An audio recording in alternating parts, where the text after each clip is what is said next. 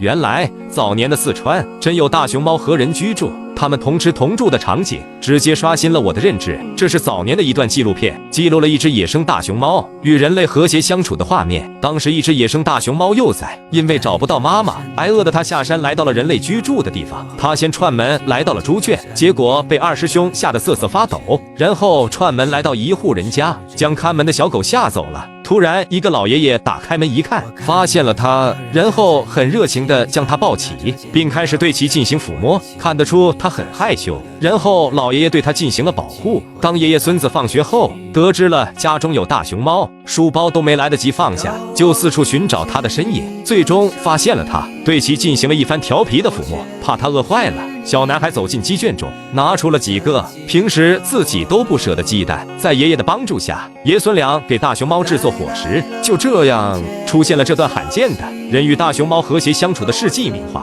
幸好这是个纪录片，要不是打死我也不敢相信。既然有这样一个美好的画面，吃完晚饭便到了睡觉时间，哪知大熊猫闯入了小男孩卧室。接下来又出现了一个世纪名画，那便是大熊猫和人类一起睡觉的画面。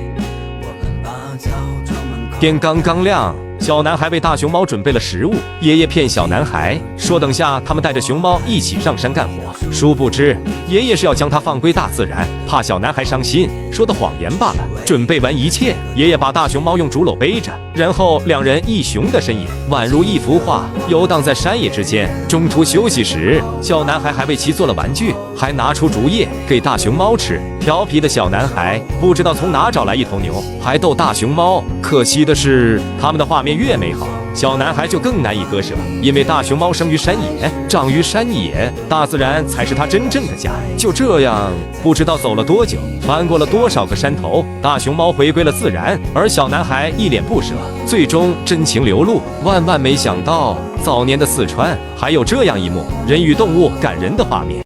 双雄傍地走，谁让谁是狗。眼前卡门的这两货就是香果和春生，不了解他们的还以为他们有多恩爱，连出门都要一起。其实呀，这两家伙就是个欢喜冤家，从小打到大，从成都打到杭州。去杭州时，奶妈千叮咛万嘱咐，春生去了杭州不要打妹妹，在外面两雄要相亲相爱。结果到杭州的春师傅只记得相亲相爱，该打妹妹还是要打妹妹。两雄凭借实力干架就登上过热搜，因此香果还成功喜提了单肩。除此之外，两雄在杭州上班的第一天就创造了香椿卡门这个经典名场面。明明只有2只熊猫，硬生生整出了早晚高峰期，这门卡的绝了。结果春师傅凭借男熊的优势，率先挤了出来。本以为上班卡门是个意外，结果下班时这两个家伙又卡门了。Oh my god， 真是两个欢喜冤家，真怕门被他们给挤坏了。我们从另外一个视角看一下，结果还是春师傅技高一筹，他又挤了出来。哎，本该是上天安排的姻缘，春师傅你这么弄，我都有点替你担心呀。同时两雄可谓喜好相同，看到奶爸从窗户中露出脑袋，两雄还争着和奶爸打招呼呢，简直和吃瓜群众一个样。以前春生为了下班还会爬窗户，这个小小的窗户我都好怕春师傅将它弄坏。两兄妹卡门就算了，别整出个卡窗的大新闻哦。别看有时两雄也恩恩爱爱，该打的架还得打，该卡的门还得卡，这就是春师傅和香椿一对熊界欢喜冤家。美猪体内的血脉开始觉醒了，88天就敢凶妈妈。萌萌被凶后，吓得都不敢进来带娃，只敢躲在门口偷看。事情是这样的，这天萌萌回来准备带娃，刚走到媚猪面前时，就被媚猪凶了一下。萌萌被吓一跳后，赶紧拖过去，开启了哄娃模式。果然老的还是怕小的。到了第二天，萌萌被奶爸喊过来带娃。萌萌看到媚猪前天被吓的场景历历在目，吓得不敢进来带娃，只敢躲在门口偷看。萌萌，太宅啦！哇，你那个宅啦！即使奶爸在疯狂呼喊，萌萌还是没有出现。他就在门口不远处待着，饿了就吃竹子，始终不敢踏进屋内一步。直到下班时间到了，大梁奶爸喊了好几遍，萌萌都是已读不回。直到青姐使出了绝招，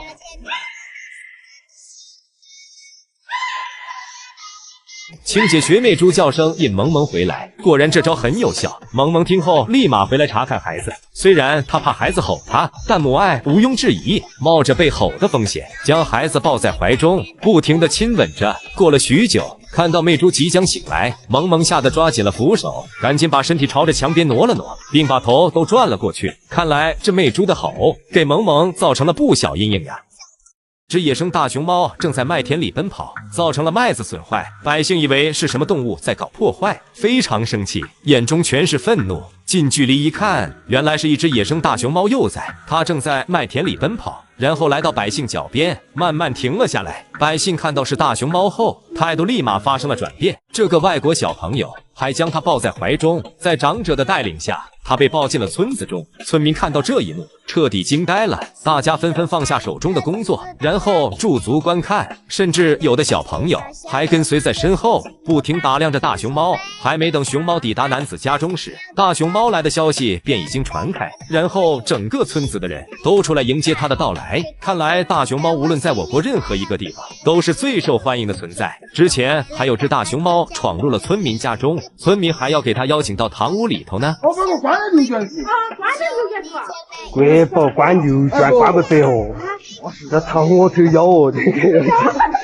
小男孩往家中报时，途中遇到了村长，然后村长说他是国宝，让小男孩把熊猫给自己，因为他破坏了麦子。小男孩害怕村长会为难他，并不愿意给对方。直到村长表态不会伤害他后，这才把熊猫给到了村长手中。然后村长一把将大熊猫搂在怀里，脸上全是笑容，最后还告诉大家，大熊猫的到来会给村子带来好运，大家不许伤害它。今天我们要为它的到来举行晚会，晚会过后再给它送到大山中，让它回归大自然。操！要不是有监控，谁敢相信熊猫妈妈大半夜和宝宝抢玩具玩？大半夜，他熊已经呼呼大睡。有这么一对母子，为了玩秋千，正在激烈的展开战斗。宝宝说自己还是个宝宝，这个秋千应该自己玩。熊猫妈妈说，谁还不是个宝宝呢？白天带你那么辛苦，晚上玩下秋千怎么了？谈不拢的两熊，此时不管辈分大小，不分年龄老幼，只有一个目标，那就是赶走对方，自己独占秋千。如果不出意外的话，最终肯定是熊猫妈妈胜出。在双方激战了981个回合后，熊猫妈妈以险胜的结局将宝宝赶下了秋千。除了那对大熊猫母子抢秋千外，还有大熊猫母女抢食物呢。当年小丫头为了吃到笋笋，还拉女儿小新撞铁门呢。铁门是哐哐的响，小新心里是拔拔的凉。求小新心里的阴影面积。也正是因为这个视频，很多网友认为小丫头没有母爱，然后投诉到基地，导致小丫头后面生下的娃她都没有带过几天。实际上，这对于大熊猫来说再正常不过了，这也和母爱没有多大关系，因为它们该爱还得爱，该吃还得吃，即使小新被掀翻在地，也丝毫不影响小丫头对他的爱。不信你瞅瞅芒仔一家，大飞机在的时候，芒仔天天抢着小五的飞机开，飞机被抬走后，金主爸爸又送来了小汽车，芒仔又抢小五的汽车开。芒仔对小五的爱，那在熊猫圈都是一段假话。果然，熊猫无论生多少个娃，它们至死都是个宝宝，只要在不危害孩子的情况下，像什么抢孩子玩具玩、抢孩子吃的呀，在他们的圈子那都再正常不过了，只不过是有些姨姨们多心了。